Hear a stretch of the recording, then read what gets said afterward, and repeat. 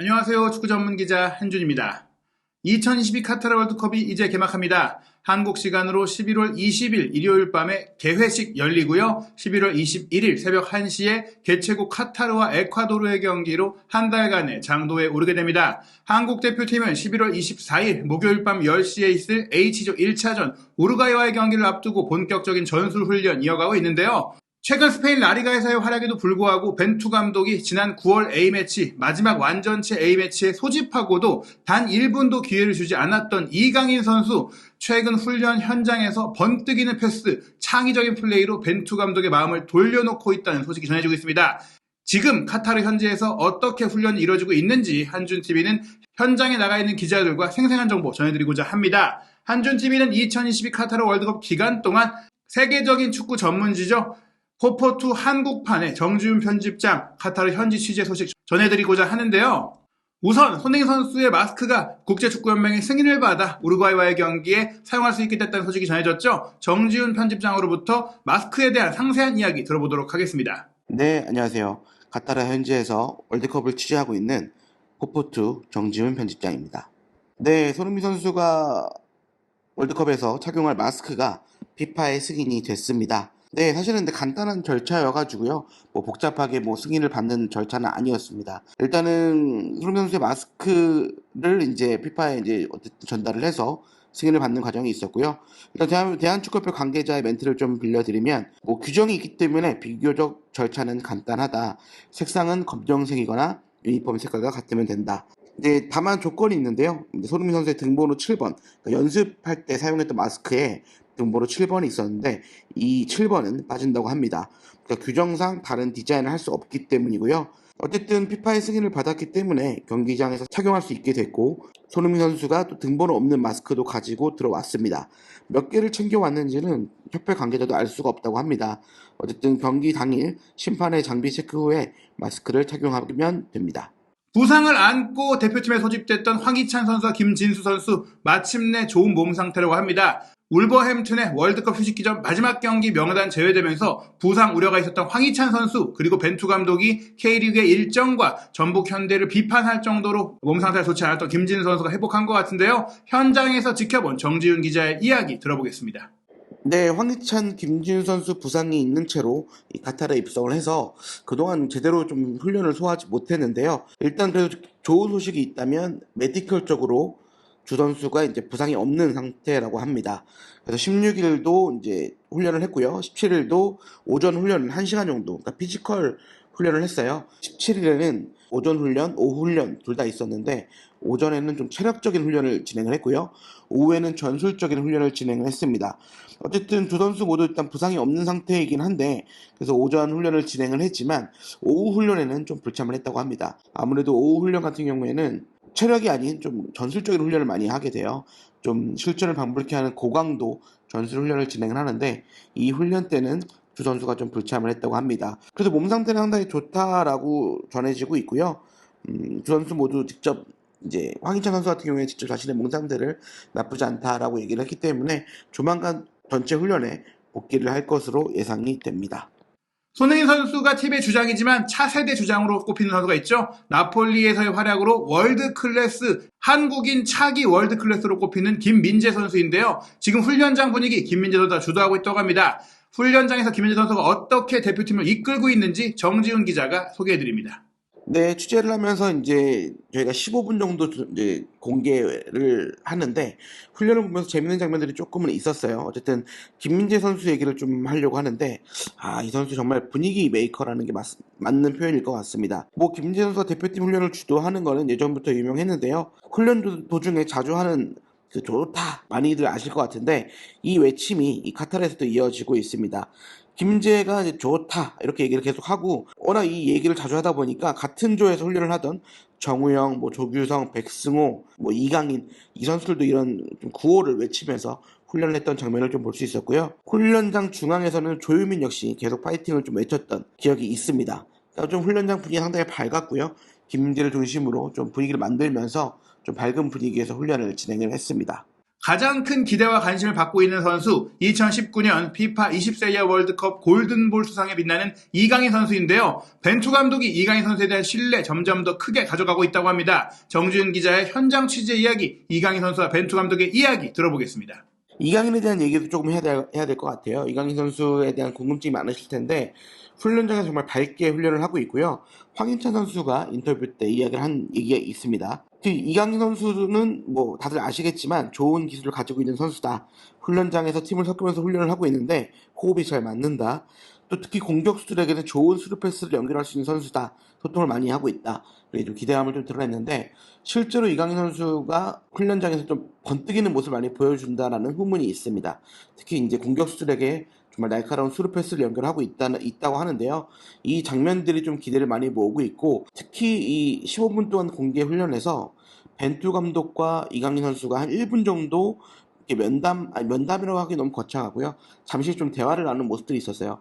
그러니까 이강인 선수가 뭐 손짓을 하면서 어떻게 해야 되냐 이런 거를 좀 물어본 것 같고 벤투 감독은 그거에 대해서 여러 가지 답변을 좀 해줬던 것 같습니다. 한 1분 좀 안쪽으로 감독과 어쨌든 이강인 선수가 이야기를 나눴고요.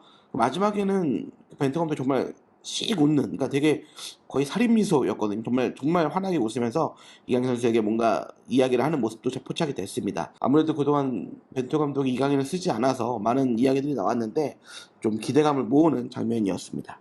월드컵 첫 경기를 앞두고 매일매일 선수단의 기자회견도 진행되고 있는데요. 지난 2018년 러시아 월드컵에 참가했던 두 명의 유럽파 황희찬 선수와 이재성 선수의 인터뷰 정지훈 기자가 진행했습니다. 인터뷰에서 나온 이야기와 취재 후기 들어보도록 하겠습니다. 네, 유럽파 황희찬, 이재성 선수 인터뷰가 17일에 있었는데요. 뭐 표정 상당히 좋았고요. 어떤 분위기도 상당히 괜찮았습니다. 다만 이 선수들은 지난 2018년 월드컵에도 참가했던 선수들이잖아요. 좀 그때의 기억들을 많이 꺼냈던 것 같아요. 특히 황희찬 같은 경우에는 성장세를 좀 많이 이야기했습니다. 뭐 좀 멘트를 좀 읽어드리자면 저번 월드컵에서는 경험을 했지만 굉장히 떨렸다. 하지만 좀 이번에는 다른 느낌이고 4년이라는 시간 동안 여러 팀, 여러 감독, 여러 선수들과 경험을 하면서 스스로 발전했다고 생각한다. 선수는 정신자세나 좀 마음가짐, 그다음에 자신감 이런 게 중요한데 이런 경험들이 팀에 도움이 될 수 있도록 노력하고 있다라고 이야기를 했습니다. 이재성 선수도 지난 러시아 월드컵 이야기를 좀 많이 했는데요.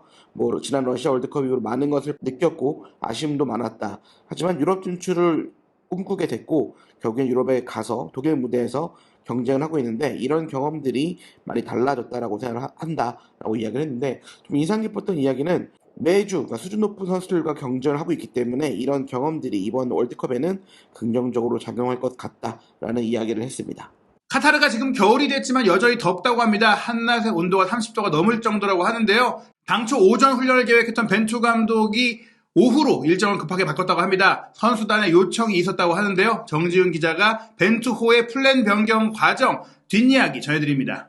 네, 벤투 훈련 스케줄이 이제 좀 변경이 됐는데요. 아무래도 카타르의 날씨가 생각보다는 많이 무덥습니다. 사실은 이 카타르에 오기 전까지는 뭐 한 늦여름, 초가을 날씨라고 들었는데 한낮에는 33도까지 올라갑니다. 햇빛의 강도가 워낙 세기 때문에 한국과는 비교할 수가 없고요. 선수단 컨디션 관리에도 우려가 좀 생겼습니다. 특히 벤투의 핵심 미드필더 이재성은 오전 훈련을 좀 오후 훈련을 좀 변경했으면 하는 바람을 좀 기자회견에서 전달했는데 결국 코칭 스태프들이 판단을 해서 좀 변경을 하는 게 좋겠다라는 판단을 했습니다. 선수들의 좀 의견을 적극 반영을 했고요. 벤투 감독이 결정을 해서 오전 훈련에서 오후 훈련으로 변경이 됐습니다. 아무래도 저희 대표팀 경기 3경기가 조별리그 3경기가 현지 시간으로는 오후 4시 또는 6시에 열리기 때문에 훈련도 좀 오후에 하는 게 좋겠다. 뭐 바이오 리듬상 그런 게 좋겠다라는 판단이 좀 들었던 것 같고요. 결과적으로 18일 훈련부터 오전에서 오후로 변경이 됐습니다. 오후 4시 이후로는 해가 서서히 지기 때문에 초가을 같은 날씨가 됩니다. 햇빛만 없으면 선선하거든요. 그러니까 축구를 좀 하는 데는 무리가 없을 것 같습니다. 한국 대표팀의 훈련장 아무래도 월드 클래스 세계적인 스타 손흥민 선수가 있기 때문에 해외 기자들도 방문하고 있는지 궁금한데요. 정지훈 기자가 현장의 이야기 전해드립니다. 한국 대표팀 훈련장에 해외 기자도 있는지를 좀 그러니까 질문을 받았는데, 일단은 저희 캠프 옆에 바로 티니지 캠프가 바로 있습니다. 네, 그러나 포르투갈이나 우루과이, 가나, 그러니까 저희 상대들이죠.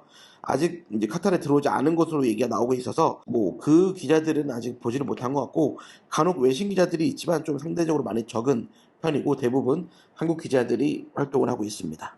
손흥민 선수의 현재 몸 상태에 대한 궁금증도 커지고 있는데요. 정지훈 기자의 최신 훈련 상황, 손흥민 선수의 최신 몸 상태 어떤지 들어보도록 하겠습니다. 네, 손흥민 선수가 마침내 이제 훈련에 참가를 했고, 뭐 17일 같은 경우에는 오전에는 1시간 정도 피지컬 훈련을 잘 소화를 했습니다. 그 훈련을 보면서 몸이 상당히 가볍다. 몇 차례 스프린트를 하는 모습도 보였고, 킥도 하는 장면도 있었고요. 그러니까 어쨌든 몸이 상당히 가볍다라는 걸 느껴졌고, 그리고 컨디션이 상당히 좋아 보였습니다. 그리고 아무래도 이제 수술을 한 이후에는 뭐 운동을 조금 쉬었기 때문에 오히려 체력적으로는 좀 완충이 됐다고 합니다. 손흥민 선수가 좀 그런 면에서 좀 자신감 좀 보였고, 조만간 좀 풀 컨디션이 되지 않을까 이런 기대감을 가지고 있는데요. 다만 아쉬운 거는 17일 오후 훈련, 그러니까 전술 훈련이거든요. 이게 좀 고강도의 전술 훈련을 매일 한 차례씩 진행을 하는데, 이 훈련에는 빠졌다고 합니다. 그러니까 손흥민 선수, 김진수, 황희찬 선수는 이 훈련에서 빠졌고, 아마 18일 요 훈련 때는 좀 지켜봐야 될 것 같습니다. 한편 우리의 2차전 상대인 가나가 G조에 속한 16강 유력팀 스위스와의 친선 경기를 통해 마지막 담금질을 마치고 이제 카타르로 오게 되는데요. 스위스가 주전 전력을 내세웠음에도 불구하고 가나가 2대0으로 승리했습니다. H조에서 그나마 해볼 만한 팀으로 꼽혔던 가나의 상황, 한국 대표팀 선수단은 어떻게 보고 있는지 정지훈 기자가 현장에서 들은 이야기 전해드립니다.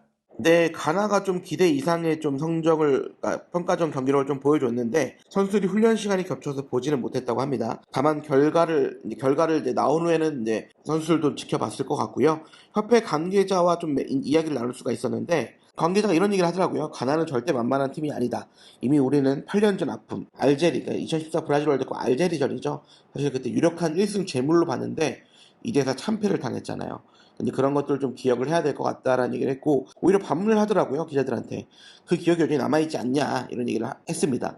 아무래도 좀 언론에서 뭐 가나를 좀 1승 재물, 아니면 또는 유력한 뭐 최약체, 이렇게 평가를 좀 많이 했기 때문에 이런 것들을 좀 경계하는 멘트였다라고 저는 생각이 되고요. 가나에 워낙 귀한 선수들이 많기 때문에 조금 만만히 볼 상대가 아니고, 일단은 우루과이와 1차전을 준비해야겠지만 이후에는 가나에 대한 전력 분석, 이것도 충분히 들어가야 될 것 같고요. 어쨌든 만만한 팀이 없다라는 이런 좀 경계심을 가지고 이 세 경기를 치러야 될 것 같습니다. 네, 카타르 현지에서 지금 시해를 계속 하고 있고요. 이제 18일에는 이제 오전 훈련은 없고 오후 훈련이 있는데, 그때 이제 손흥민 선수나 뭐 황희찬 선수나 김진수 선수가 그러니까 훈련을 제대로 소화하는지, 이게 가장 핵심 포인트가 될 것 같습니다.